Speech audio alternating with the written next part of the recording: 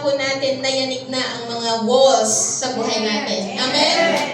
Sa ginawa po natin, lahat ng mga problema na meron po tayo ay ginibanan ng Panginoon. Amen? Pwede po tayong palakpakan muli ang Panginoon.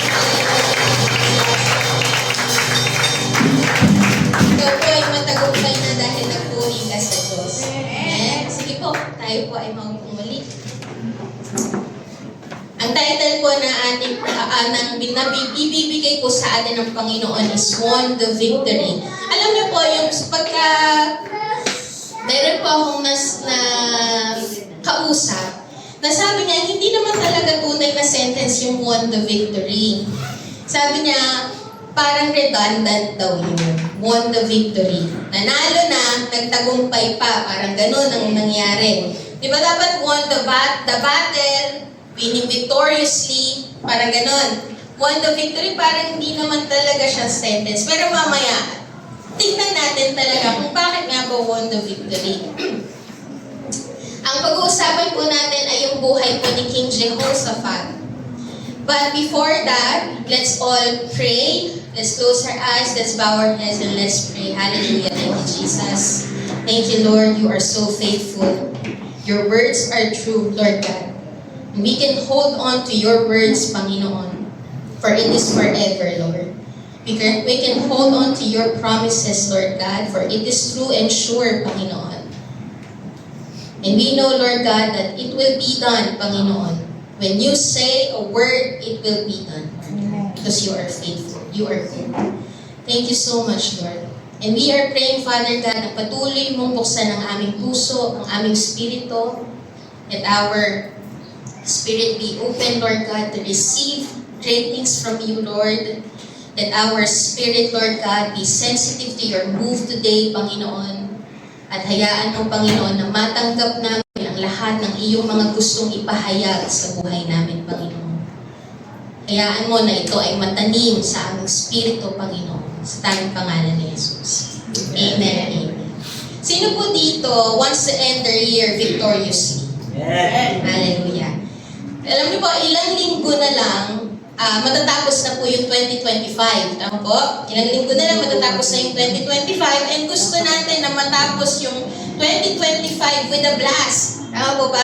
Yung wow, grabe. Tapos ang 2025, matagumpay ako. Sino po gusto nun? Amen.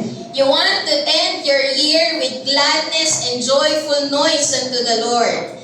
And sino po dito, they want to enter their new year receiving great things. Hindi lang po gusto na matapos ang taon with a blast, with a joyful noise, victoriously, pero they want to enter their new year receiving great things, experiencing more from God, experiencing a fresh start from the Lord. Sino po gusto nun? Amen. Diba, nung pumasok po yung 2025, ang binigay po na word ng Lord sa atin is come up higher. But you know, alam mo sa sarili mo that the Lord will give you more. That there's more from the Lord. Na meron pang mas higit, itinaas ka na ng Panginoon, pero mas may higit pang gagawin si Lord sa'yo ngayong 2026. Sino po ang ina-expect yun? Amen.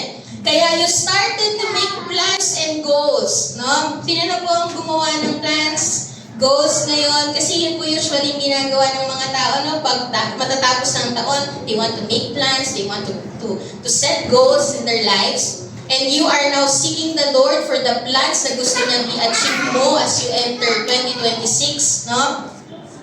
You are now starting to pray na, Lord, I know you are storing so much for me and I want to receive that sa mga susunod na taon. Meron na po ba tayong mga ganong panalangin? Lord, mahalapit nang matapos yung taon, papasok ang 2026, I know that you are storing so much more great things great things na ibibigay mo sa akin sa pagpasok ng taon. So meron ka ng plano na magbalik loob sa Panginoon kasi nanlamig ka ngayong 2025. If you want to end your year na merong pagiging na mainit ka at plano mo talagang bumalik yung pag-aalab mo sa Panginoon, no? Kasama sa plano mo na mag-upisa na mag-commit sa paglilingkod. Kasama na po ba yun sa plano natin? Na mag-uumpisa na ako mag-commit sa Lord. Kung nag-commit ako ngayong 2025, mas hihigitan ko pa ang pag-commit ko ko sa Lord this 2026. Nakalista na rin po sa plano mo na mas pag-alabin pa yung apoy sa puso mo at ibalik ulit yung pagiging mainit ng pamilya mo sa Panginoon. That's why ang plano mo is to start to rebuild the altar of worship, the altar of prayer, the altar of the Word in your family and in your life. You are now ready to end the year victoriously. Sino po ang handa na? Amen. To end the year victoriously, enter new year expecting more from God, expecting more of fire, expecting for more revelation, expecting for more great encounter with God. Meron na po ba? Yun na po ba yung inaay natin? Pero ito po yung problema. Ang problema kung kailan ilang araw na lang na matatapos na ang taon, kung kailan ang dami mo ng plano na gustong gawin sa Diyos, gusto mong gawin ng Diyos sa buhay mo at gusto mong gawin para sa Lord, bigla ka namang nagkaroon ng mga problema. Bigla ka namang may kinaharap na matinding pagsubok, dagok sa buhay. Bigla kang humarap sa matinding persecution. Ito na yun. Ayan na yung goal no? End of the year, victoriously, biglang may mag-persecute sa'yo. Ito na mag-end na yung year gusto ko na talaga victorious ako pagdating ng pag-end ng year. Tapos bigla namang matatapos ang taon na tamlayan ka. Bigla kang natamlayan na hindi mo naiintindihan sa nagmumulang pananamlay mo. Meron po bang maka-experience na gano'n? Biglang ang daming distraction na pumasok sa buhay mo. Diba? Gusto mong maging focus sa Lord. Matapos ang taon na to, na-focus ka sa Lord dahil meron pang igagawin si Lord sa'yo this 2026. Tapos biglang ang daming pumasok na distraction sa buhay mo. Kaya hindi ka makabalik-balik sa init sa Panginoon. And doon po sa nangyayari sa'yo, hindi mo alam kung matatapos ba natin yung taon na to with flying colors. No? Or victoriously. Marireceive ko ba yung greater things that God in store for me if I am experiencing such attacks? Persecution, pananamlay, distraction, problema. Ba? Alam niyo po bilang mga Kristiyano, you need to expect that when you are doing things and planning things for the Lord, the enemy will start to attack you. That's the reality. That's part of Christian walk. Na kapag meron kang matinding gustong gawin para sa Panginoon, nag-expect ka ng matindi sa Panginoon, you are doing your best to live for God, you are planning things para lumalim ang relationship mo sa Lord, you are starting to live according to the will of God, and having the desire to be used by God fully in the ministry, that's the time that the enemy will attack you.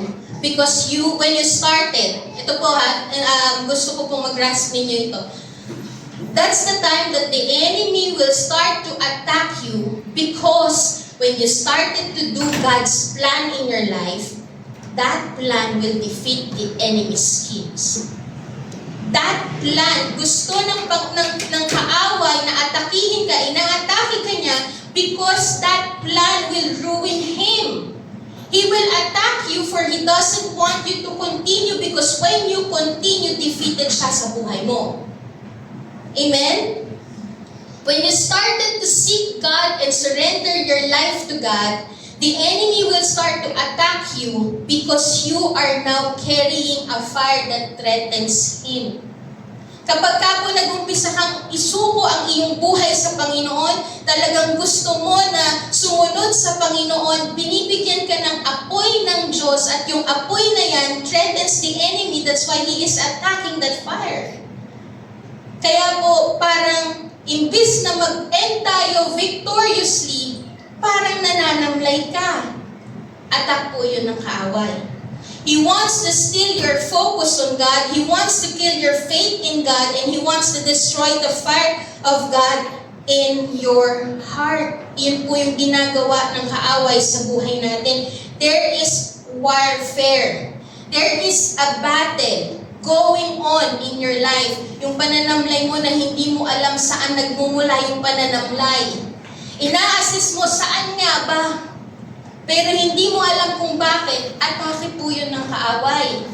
Kasi ayaw niya na maging mainit ka, Ayaw niya na maintindihan mo na may apoy sa puso mo kasi yung apoy na yan will threaten him. Yung apoy na yan will destroy him, will destroy his work in your life. Kaya po, kailangan po natin maniwala that you will still end your year victoriously. Amen po ba? That even though there is an attack, you will still end your year victoriously. Amen? Sino po ang gusto muli na mag-end ang year victoriously? Amen. Hindi lang po ending your year victoriously, but always being victorious in your life. Amen po ba? Amen. Amen? Sa 2 Chronicles po, sa buhay po ni King Jehoshaphat, if you will read po 2 Chronicles 19 to 20, doon po tayo mag-iikot. Ang buhay po ni King Jehoshaphat is he wanted to reign over the kingdom of Judah with righteousness and uprightness. Kaya po ang ginawa po ni King Jehoshaphat, kasi talagang fully devoted po siya sa Panginoon.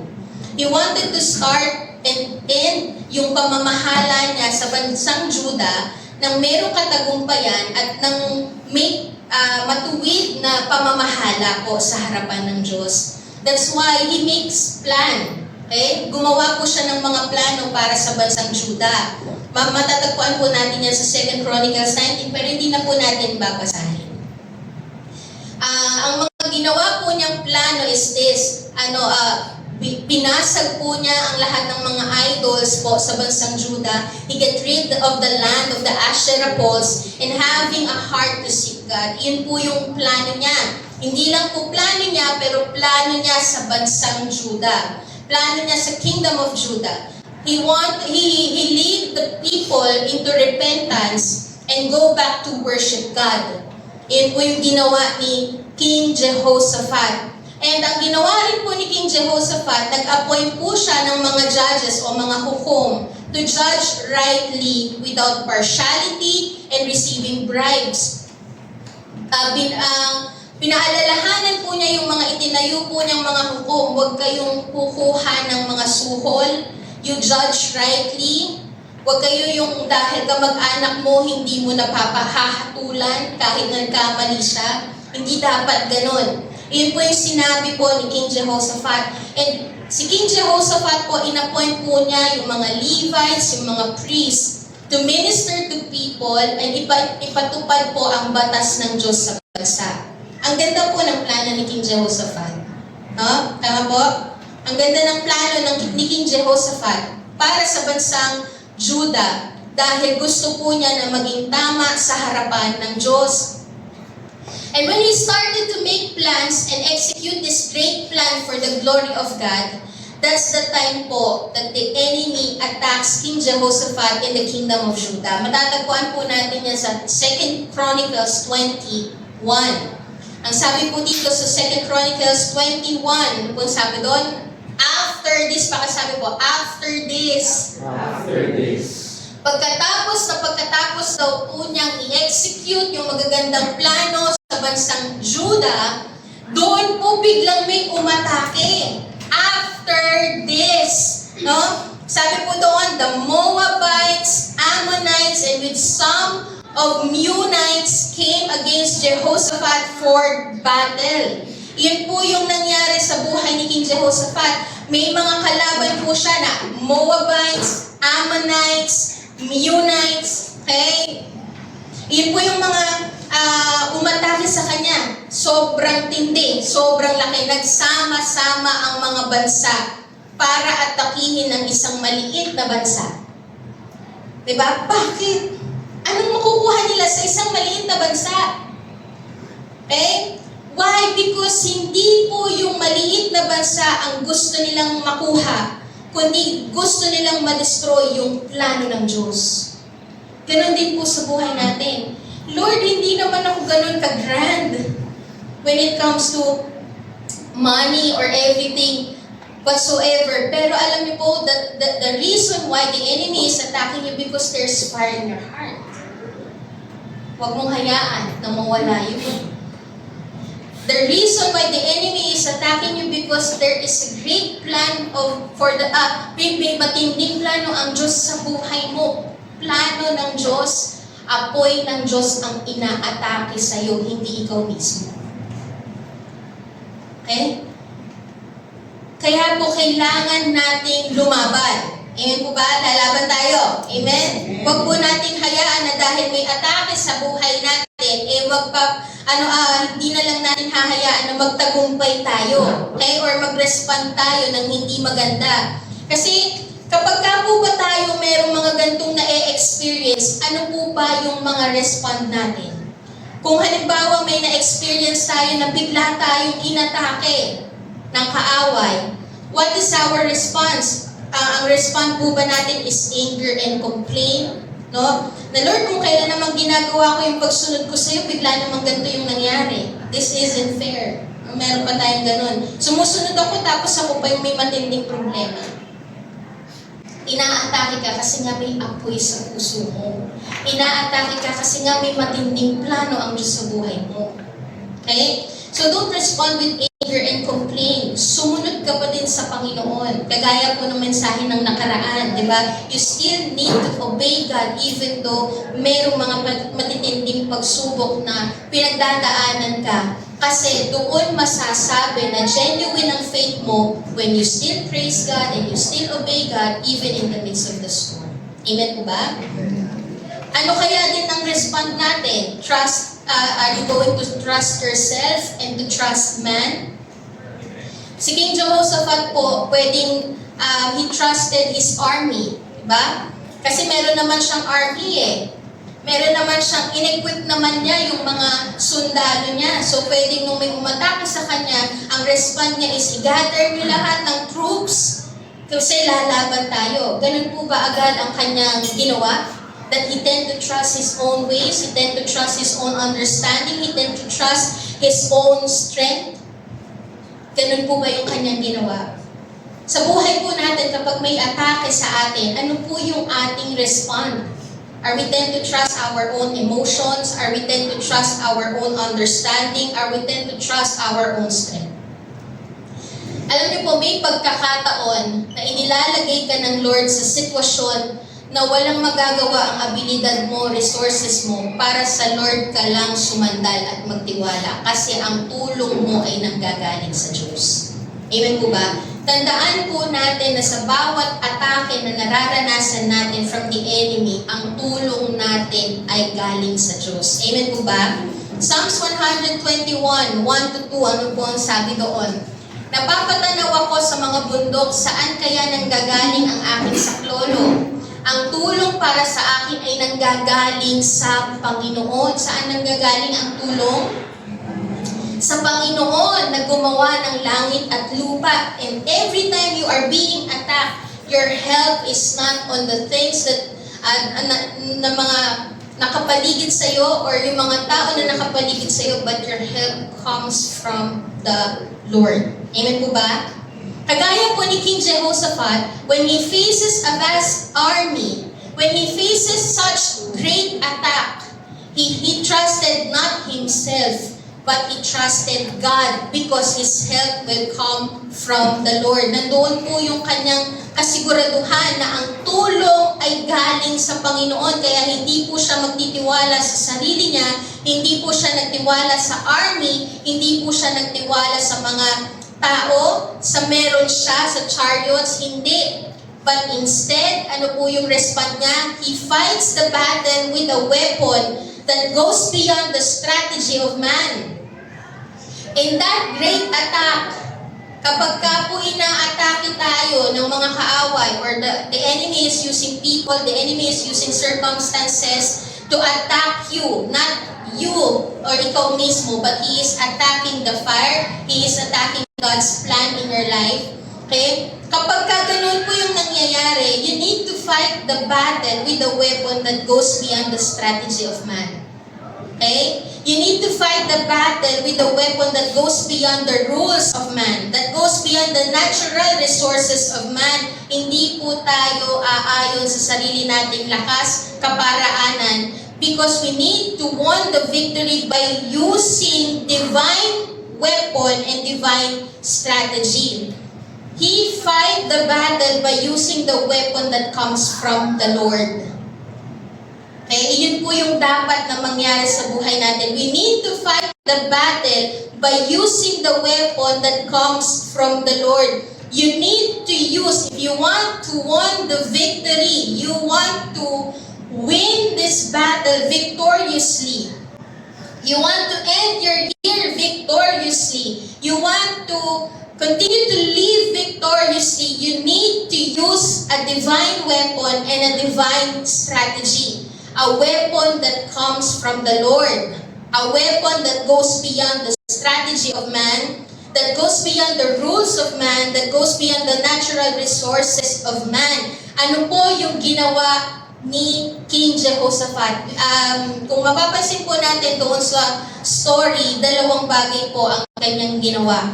Una po is, alam niyo, lagi na po natin itong naririnig, and parang natural na lang sa ating pandinig, but we will see the importance of this weapon. Una po is prayer. Pakisabi po, prayer. Prayer. 2 Chronicles 23-4. Parang natural na lang, no? Lagi na natin naririnig. Manalangin ka kasi. Mga ganun. You need to pray. But ito po talaga yung weapon natin. You need to pray. Manalangin ka. Kapag may atake, huwag ka agad mag-respond o huwag ka agad mag-react. You need to stop and you need to pray. 2 Chronicles 23-4. Sabi po dito, then Jehoshaphat was afraid and set his face to seek the Lord and proclaimed a fast throughout all Judah. And Judah assembled to seek help from the Lord. From all the cities of Judah, they came to seek the Lord. Ang unang-una po niyang ginawa is hindi po siya agad nag-react. Sige, labanan na natin yan. Meron naman tayong weapon eh. Sige, sumugod na tayo. Diba? Hindi. Ang kanyang ginawa, he gathered the people and seek the Lord. He knelt before the Lord and he started to pray. Iyon po yung unang-unang ginawa ni King Jehoshaphat. Okay? Kasi when you started to pray, it shows your total dependence on God. Kapag ikaw po ay nag-umpisang manalangin sa bawat atake na meron ka, it shows your total dependence on God. Maasa ka sa Panginoon. Si King Jehoshaphat po, kahit po siya ay hari, hindi po niya ipinalagay sa kanyang sarili na kaya niya ang lahat. He admits his weakness. Kahit na sasabihin ng mga tao, ay weak leader to. No? Kasi hindi man lang lumaban, nanalangin muna, lumuhod muna at nag-iiyak, weak leader to. Hindi na naalintana yung ganung sasabihin ng tao. Ang kanya, para sa kanya, I am depending my life on the Lord. That's why I will seek the Lord. I will cry out to the Lord. I will pray. Okay? Inadmit po ni King Jehoshaphat yung weakness niya and inability to win the fight. Sinabi po niya na hindi po namin to kaya, Panginoon. Wala kaming magagawa, pero nagtitiwala kami sa iyo. Yun po yung sinabi niya sa 2 Chronicles 20:12. Sabi po niya, O Diyos namin, hindi niyo po ba sila parurusahan sapagkat wala kaming kakayahang humarap sa napakaraming sundalo na lumulusob sa amin. Hindi po namin alam kung ano ang gagawin namin. Ganito po ba ang dapat na naririnig na leader? Diba parang hindi naman nata, no? Weak leader to. Ang thinking ng mga tao. Pero para sa kanya, hindi, I will trust in the Lord and I will depend my life on the Lord. Sabi po niya, pero nagtitiwala po kami sa iyo.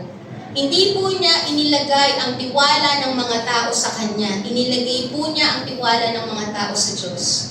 Kaya ipinakita niya ang kanyang kahinaan dahil para umasa ang mga tao sa kakalakasan ng Diyos. Amen po ba? Amen? Ipinakita ni King Jehoshaphat yung kahinaan niya bilang leader para ang makita ng mga tao ang magtatagumpay sila hindi dahil sa kakayanan niya, kundi dahil sa kakayanan ng Diyos. Amen po ba? Amen? Yung prayer po, We need to use the weapon of prayer because we acknowledge His helplessness. Yun po yung ginawa niya. He acknowledged His helplessness and dependence on God. When we pray, we are showing our total dependence on God and we are not relying on our own strength. Hindi po siya nagyabang. Siya po ay nagpakumbaba before the Lord. He showed His weakness because He knows that His strength comes from the Lord. His victory comes from the Lord. Kasi alam niyo po, pride blocks the move of God.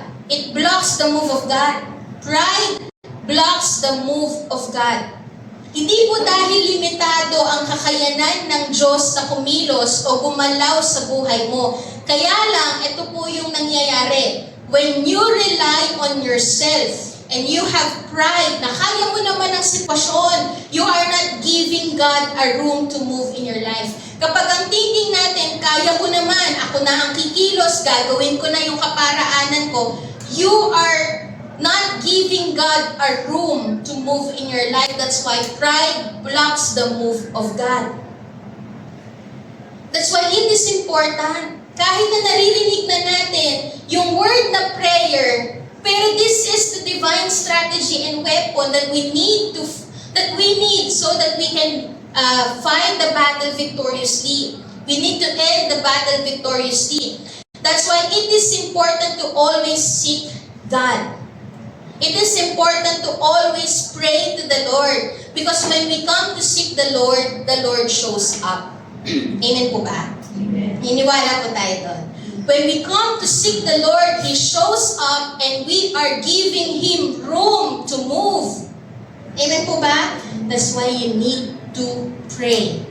Gasgas na. Panalangin na naman. Gasgas na yun. Pero you need to pray because you are giving God the room to move. Amen po ba? When you seek Him, the Lord shows up in your life. Kung papansinin po natin sa 2 Chronicles 20, 15 to 16, when they started to intercede, God intervened. Okay? Yun po yung dapat nating tatandaan palagi. When we intercede, God intervened. Sabi po sa 2 Chronicles 20, 15 to 16, ito po ay after nilang manalangin. After manalangin ng bansang Judah, ang nangyari po, the Spirit of the Lord came upon Prophet Jahaziel. Okay? Yun po yung nangyari. Nung pagkatapos manalangin, biglang bumaba ang presensya ng Diyos. God shows up. Sabi po doon, and He said, ito po yung biglang bumalalas or nag-utter po sa bibig ni Prophet Jahaziel. Sabi po niya, and He said, listen, all Judah and inhabitants of Jerusalem and King Jehoshaphat. Thus says the Lord to you, do not be afraid. Sabi sa katabi, do not be afraid. Do not be dismayed at this great horde, for the battle is not yours, but God's. Amen po ba? When you start to intercede, yung battle na akala mo ay sa'yo, iyan ay nagiging sa Diyos. Because He shows up on that battle. Kaya nangyayari na yung battle na yan ay hindi na sa'yo, kundi sa Lord na yan. Amen po ba? Amen. When you started to pray, inilalagay mo na, Lord, itong battle na to ay hindi kaya ng kamay kong hawakan, kaya inilalagay ko sa kamay mo. And when you started to pray, He shows up and He started to move in your life. Amen po ba? Amen. Biglang sinabi ni Prophet Jahaziel, the battle is not yours. It is God's. He intervened. He started to intervene. He started to move. He started to, yung pakialaman na yung buhay mo. Nag-umpisa na siyang kumilos at pakialaman yung nangyayari sa buhay mo kasi you started to pray. Amen po ba? There's power in prayer. There is power in seeking the Lord. Ang sabi din po, tomorrow go down against them. Behold, they will come up by the ascent of seas. You will find them at the end of the valley, east of the wilderness of Jeruel. You will not need to fight in this battle. Sarap, no? Sinabi ni Lord, hindi mo kailangang labanan yung umaatake sa'yo. Hindi mo kailangang labanan yung mga nagpo-persecute sa'yo. Hindi mo kailangang labanan yung mga bagay na yan because the Lord will fight for you. Sabi po dito, stand, ano yung kailangan mong gawin? Stand firm. Hold your position. You just need to seek the Lord. Parang hindi kayang arukin ng isipan ko, wala akong gagawin. Paano magtatagumpay kung wala akong gagawin? Kasi sa pananalangin pa lang, may ginagawa ka na. Sa pananalangin pa lang, hindi lang ikaw ang may ginagawa, si Lord ang may ginagawa. Amen po ba? Yeah. Hindi lang ikaw ang gumagawa, na lumuluhod ka. Yes, yun yung ginagawa mo. Pero the moment that you kneel before God, si Lord ang kumilos. Si Lord na ang gumagalaw. Si Lord na ang kumikilos sa buhay mo. Amen po ba? Amen. Stand firm. Hold your position and see the salvation of the Lord on your behalf, O Judah and Jerusalem. Do not be afraid and do not be dismayed. Tomorrow go out against them and the Lord will be with you. Hallelujah. Ang sarap pong manalangin. Amen po ba? Amen. Nakita po ba natin the importance of prayer? Because when you also pray, you focus on the attributes of God. When you started to pray, it shifts your focus. It shifts your eyes. Okay? You started to focus on the attributes of God. Nung pong nanalangin po si King Jehoshaphat, doon sa first 4 verses po, na matatagpuan po natin sa verse 6 to 9, he focuses on God Himself. Nung siya po ay nag-umpisang manalangin, ang unang-unang bumulala sa kanyang bibig ay yung mga attributes ng Panginoon. Hindi po siya agad na, Lord, tulungan mo kami. Ang bumulalas po sa kanya ay, Lord, ikaw ay mabuti. Lord, ikaw ay higit na makapangyarihan sa lahat. Na-focus po yung kanyang mata sa Panginoon at hindi sa problema. Alam ko naririnig na po natin yun palagi. But every time na may atake sa buhay mo, doon mo siya talaga maia-apply na talaga bang nasi-shift yung focus mo from problem to the Lord. Diba? 2 Chronicles 26, doon lang po tayo muna mag-dwell. Sabi po dito, and said, O Lord God of our fathers, are you not God in heaven? You rule over all the kingdoms of the nation. In your hand are power and might, so that none is able to withstand you. Nung rinig po niya na merong mga matitinding pag-atake sa kanya, nagsama-sama yung tatlong bansa para atakihin siya. Parang feeling niya hindi na niya kayang tumayo before that battle, before that army. Pero nung nag-umpisa po siyang manalangin, na-shift yung kanyang focus sa Panginoon, doon nagkaroon ng kapanatagan sa kanyang puso at nabulalas ng kanyang bibig na sinabi niya na, Lord, walang kahit na sino man ang makagagapi sa iyo. None is able to withstand you. Nababago ang pagtingin, nababago ang perspective, nababago ang puso. Napapanatag ang puso. Dito po sa sinasabi po ni King Jehoshaphat, hindi po niya kine-question yung karakter ng Diyos na God in are you not God in heaven? Hindi po niya kine-question. Pero habang binabanggit po niya itong panalangin na to, ito po is a reminder. Nire-remind po niya ang kanyang sarili sa kung sino nga ba talaga si Lord. Kung ano nga ba ang ginawa ng Panginoon. Nire-remind niya ang kanyang sarili kung sino si Lord. Nire-recall niya ang mga bagay na ginawa ng Panginoon sa bansang Israel. Kaya po dahil nung niremind niya yung kanyang sarili at nirecall niya ang lahat ng ginawa ng Panginoon sa kanyang buhay, he started to focus his mind or to fix his mind on the attributes of the Lord. Kaya nagkaroon ng kapanatagan sa kanyang puso at nasabi po niya that there is none who can withstand God. Lord, itong mga problema ko, wala akong panama sa iyo eh. Kasi kilala kita. When you started to pray, mas lalong nagpapakilala si Lord sa iyo. Amen po ba? Hindi lang po sa problema nagpapakilala ang Panginoon, pero the moment you start to pray, in the midst of that problem, the Lord started to reveal Himself to you. Hindi po sa dahil nagka-problema ka kaya nagpahayag si Lord, kundi dahil nanalangin ka habang ikaw ay may problema, kaya nagpapahayag si Lord sa iyo. Amen po ba? That's why it's important to pray. You need to pray. Kasi prayer will remind you that our God is much bigger than our problem. Amen po ba? Kung mapapansin po natin doon sa panalangin ni King Jehoshaphat, his prayer doesn't just revolve in seeking God's hand. His prayer revolved in seeking God's face. Ang pananalangin po niya ay hindi umikot sa paghingi ng tulong sa Panginoon, kundi umikot sa Panginoon mismo. Iyon po yung dapat na maging panalangin natin. Not just only, yes, sinasabi ng Panginoon, pray and have your petitions, your requests. Pero ang sinasabi rin po ng Panginoon, hayaan mo na ang panalangin mo ay hindi lang basta paghingi ng tulong, kundi hanapin ang mukha ng Diyos. Hayaan mo na ang panalangin mo ay umikot mismo sa Panginoon. Amen po ba?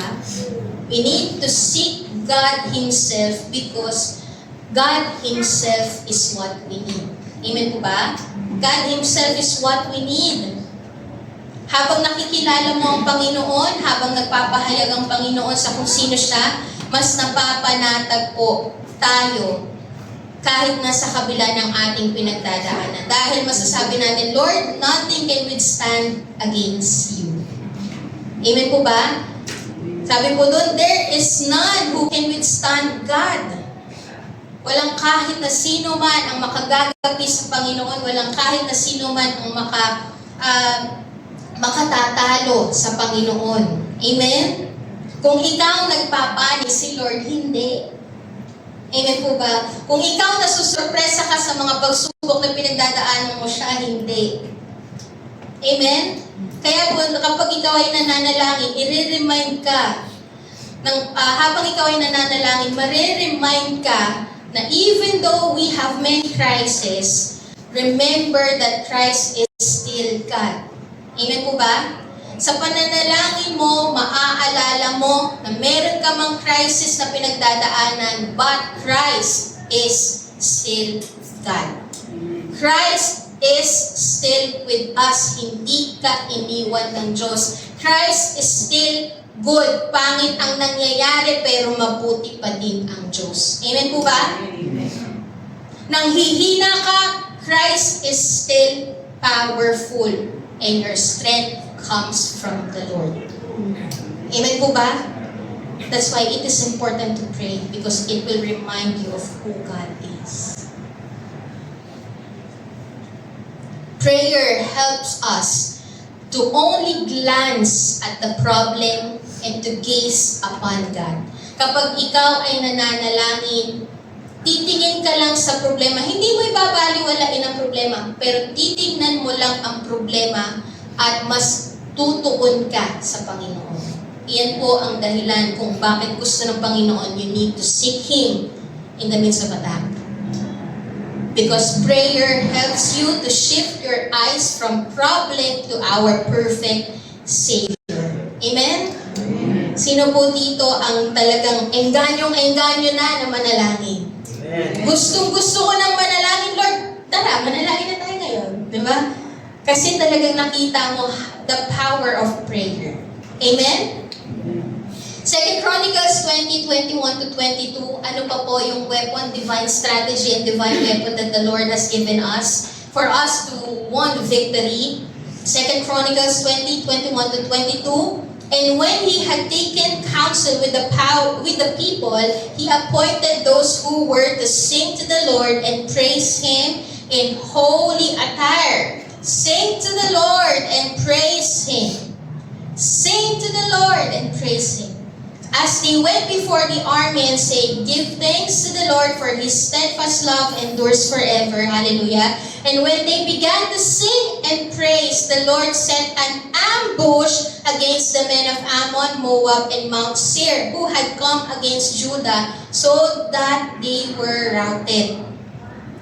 The prophet of God, si Prophet Jahaziel, nung sinabi po niya that the battle is not yours but it is the Lord's, You need to hold your position. Iyan po yung advice ni Prophet Jahaziel. Pero nung sinabi po niya yun, hindi po ibig sabihin na wala ka nang gagawin. Tatayo ka na lang, maghihintay ka na lang. Meron po tayong part sa battle. Ano po yung part natin? Our part is to praise. Pakisabi po, praise. Praise. Not just to seek the Lord, not just to pray, but to praise. Pakisabi po ulit, praise. Praise. Iyan po yung gusto ng Panginoon. Isa sa divine weapon that we need for us to win the victory. We need to sing to the Lord and praise Him. Pakisabi po, sing to the Lord and praise Him. Sing to the Lord and praise Him. Masaya po ba tayo?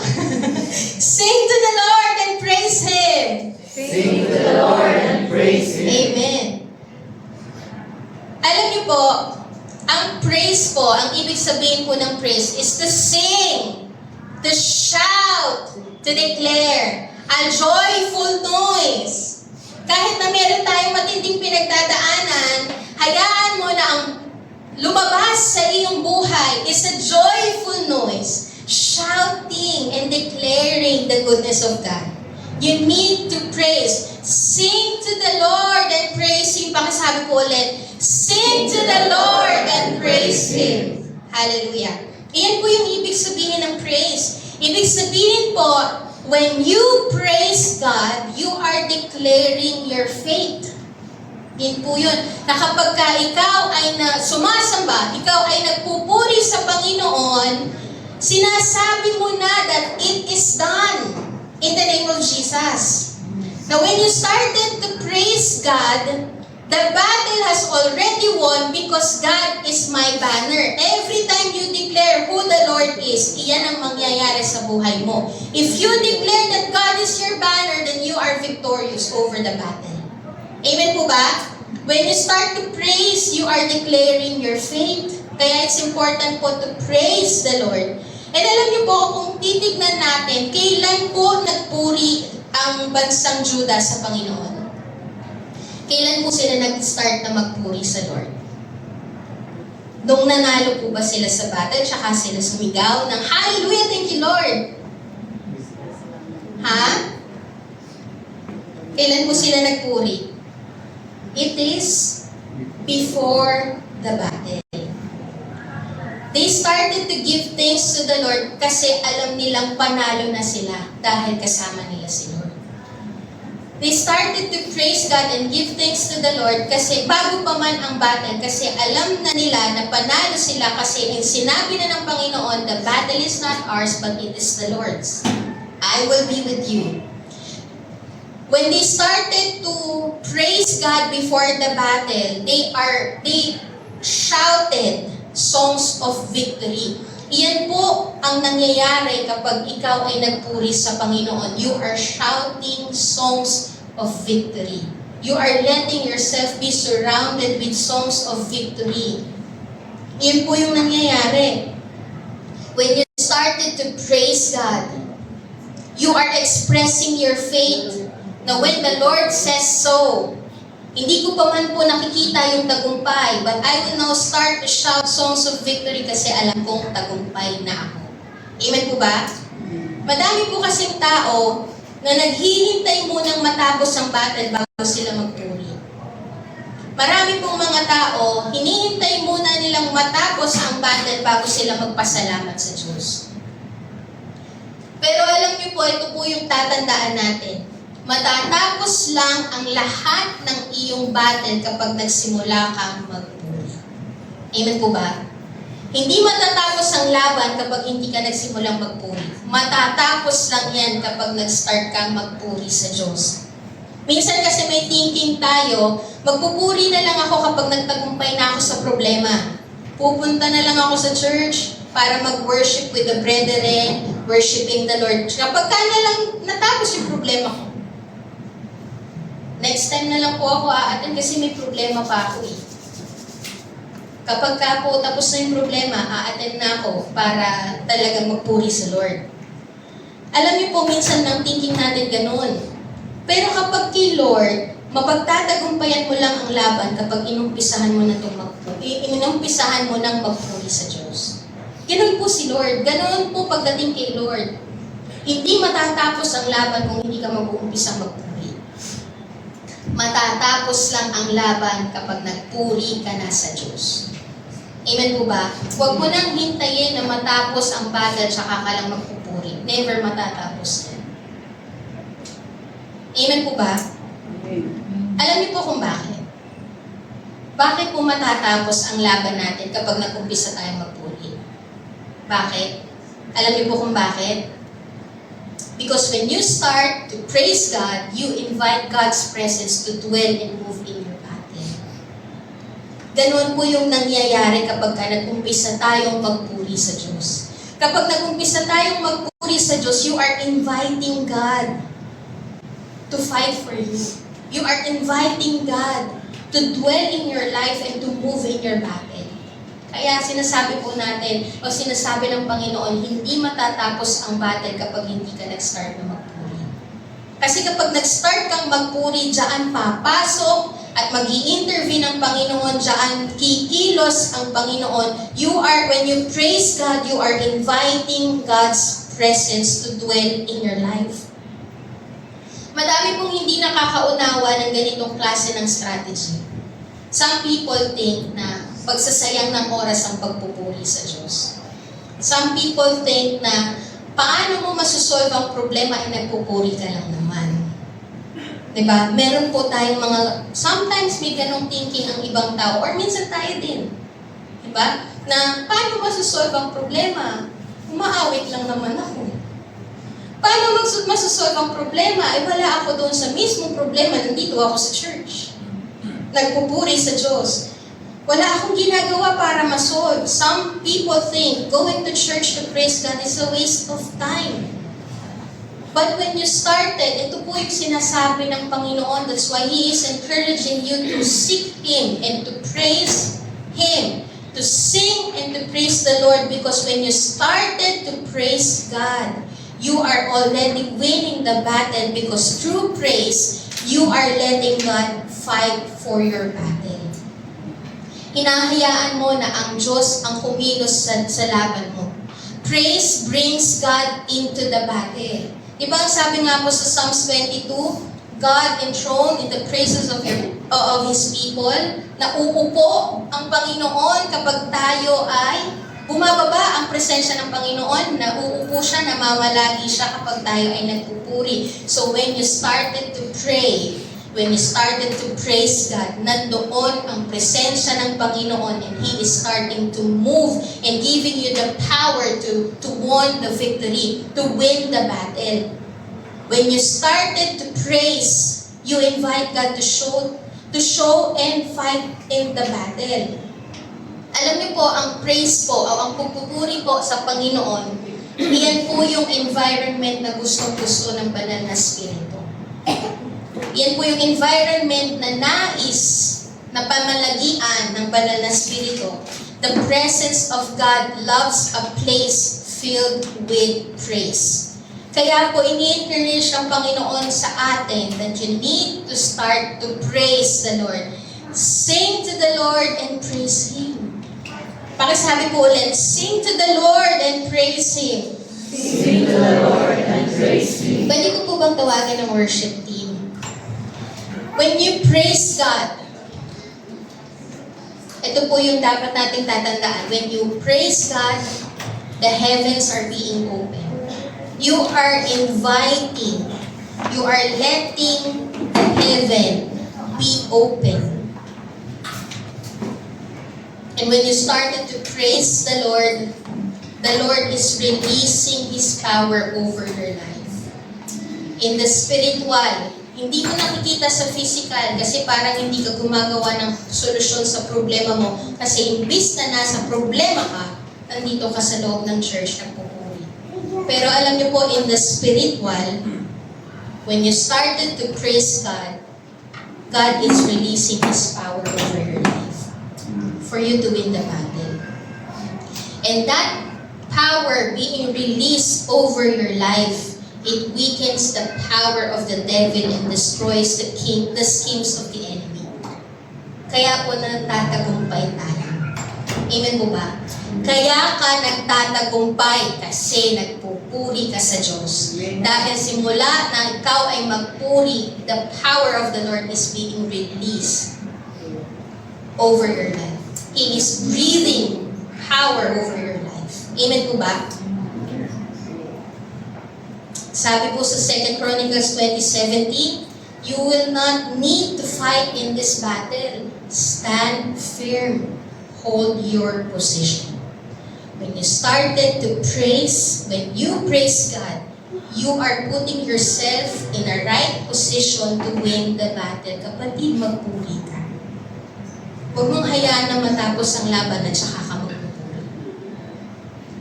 Bago pa man pumasok sa laban, magpuri ka na. Praise is positioning yourself to victory. Praise is positioning yourself to witness the power of God to move in your life. That's how powerful praise is.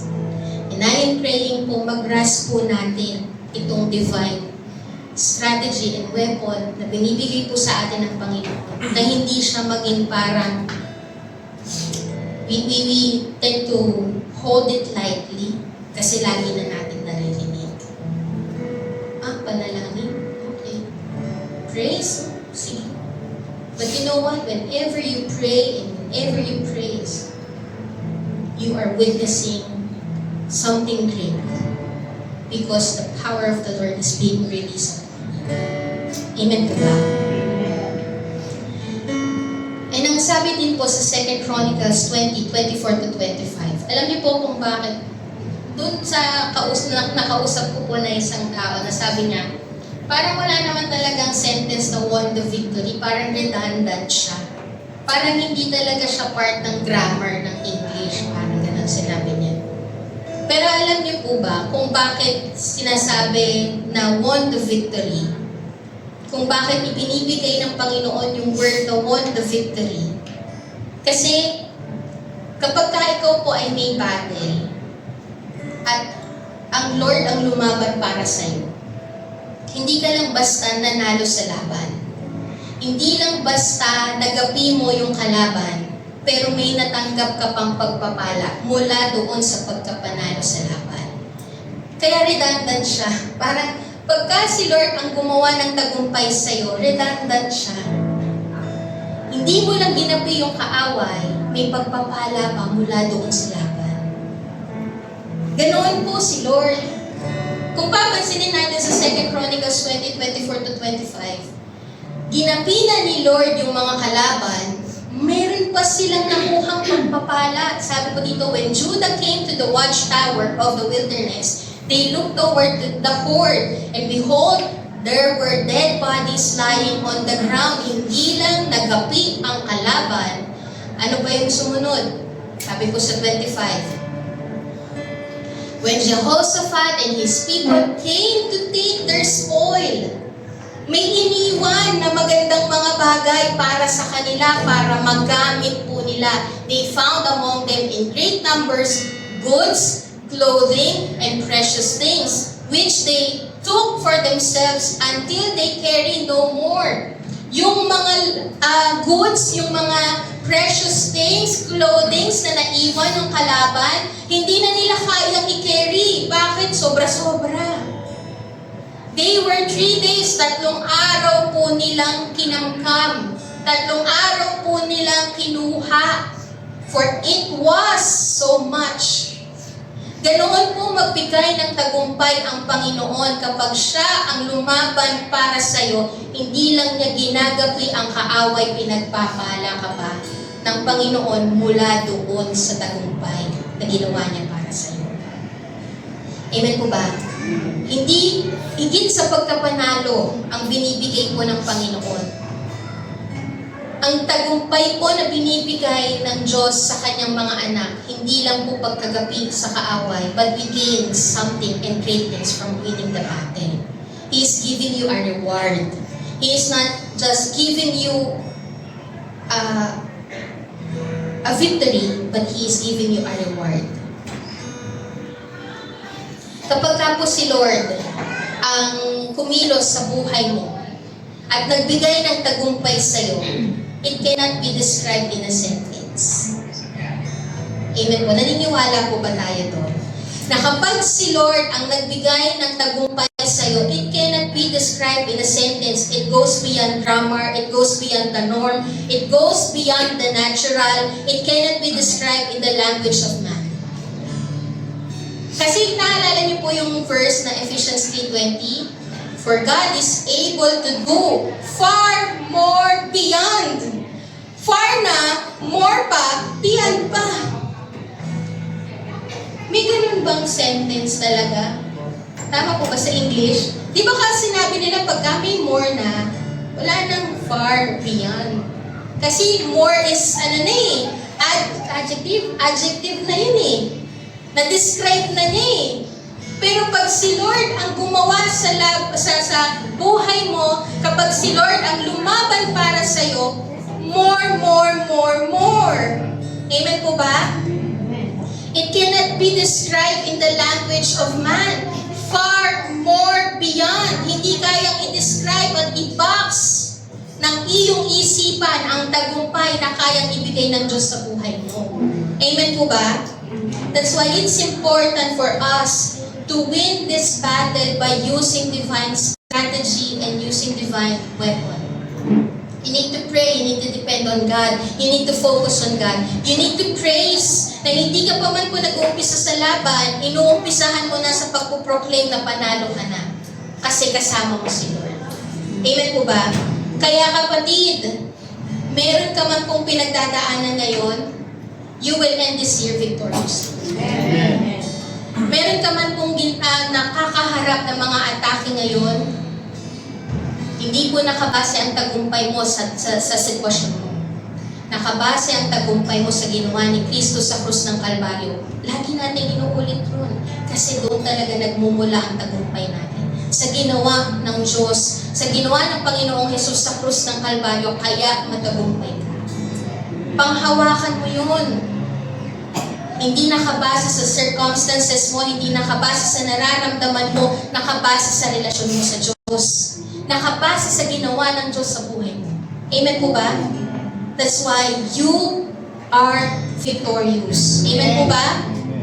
You are victorious. You will end this year victoriously, and in the next year, you will receive more from the Lord. Amen po ba? Amen? Pwede po ba tayong tumayo lahat? Patuloy po natin purihin ang Panginoon. Let's practice the divine weapon and divine strategy that the Lord has given us. That we will praise God even you are in the midst of attack. Kasi matagumpay ka na. Amen po ba? I-declare po natin, you won the victory. You are victorious. Amen? Kasi yung atake ng kaaway cannot withstand the power of God. Again, the attack of the enemy cannot withstand the power of God. Amen po ba? Amen? I-declare po natin yan sa buhay natin. Hayaan po natin na ngayong umaga ito, ikaw ay magpupuri ng may katagumpayan. You are now standing ng may katagumpayan. Hindi dahil may pinagdadaanan ka, kundi dahil pinagtagumpay ka na ng Diyos. Dahil may relasyon ka sa Panginoong Hesus. Amen? Amen. Hallelujah. Thank you, Jesus.